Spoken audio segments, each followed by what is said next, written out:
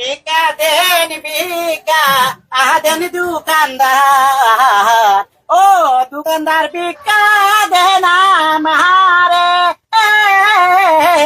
ভিকা দেন Bhika Aden ভাই দেন গো। ও ভাই দোকানদার ভাই কিছু তো ভাই। ও আচ্ছা,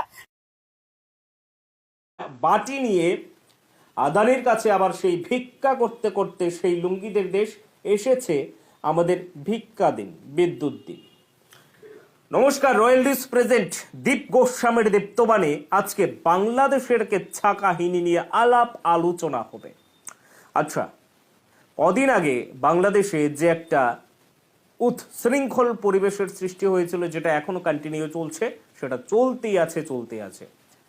বাংলাদেশের লুঙ্গি বাহিনীরা যখন ভারতীয় পণ্য বয়কটের ডাক দিয়েছিলেন, বাংলাদেশি লুঙ্গি বাহিনীরা যখন ভারতের জিন্স প্যান্ট ছেড়ে ফেলে দিয়ে আবারও লুঙ্গির গিট টাইট করে বেঁধে পরিধান করে দৌড় দিয়েছিলেন যে দেশের জাতীয় পোশাক লুঙ্গি, সেই লুঙ্গিকে প্রাধান্য দেওয়ার জন্য আপনারা যারা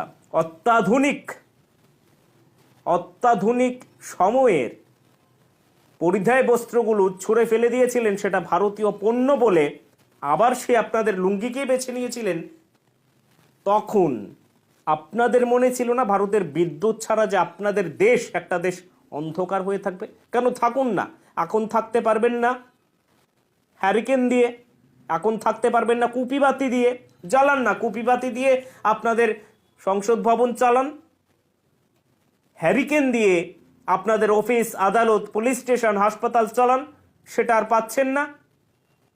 একদিকে বাংলাদেশের কাংলুরা ভারতীয় পণ্য বয়কটের ডাক দিচ্ছেন, গলা চেঁচিয়ে, গলার শক্তি নয় যতটুকু কয়েকজনকে ভাড়া করে এনে খাইয়ে চেঁচিয়ে মিছিল করছেন লুঙ্গি পরে, ভারতীয় পণ্য বয়কটের ডাক দিন,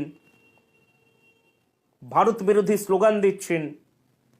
আর সেই ভারত বিরোধী স্লোগানটা দিয়ে যখন গরমে হাঁপিয়ে যাবেন, আপনার মস্তকের ঘাম বেরিয়ে আপনার চরণে মিশে যাবে, অর্থাৎ মাথার ঘাম পায়ে পড়বে, তখন যখন আপনি বাড়িতে গিয়ে আপনার ফ্যানটা চালাবেন, উপরে যে পাখাটা চালাবেন, সেই পাখাটা চালাতে যে বিদ্যুৎটা খরচ হয় বা দরকার হয়, সেই বিদ্যুৎটাও যে যাদের বিরুদ্ধে স্লোগান দিয়ে এসেছিলেন তাদের কাছ থেকে আনা, সেটাও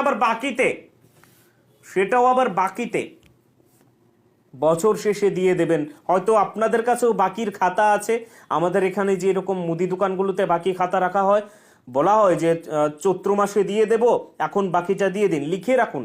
আপনাদের দেশটাও তো ঠিক এমনই পরিস্থিতি। আপনারা আবার বলছেন যে ভারতীয় পণ্য বয়কট করতে হবে, তখন সেই লজ্জাটা কোথায় যখন আপনারা আবার হাত জোর করে আদানির বিদ্যুতের জন্য এসেছেন? কিন্তু বাংলাদেশি কাংলুদের জন্য একটা দুঃসংবাদ রয়েছে।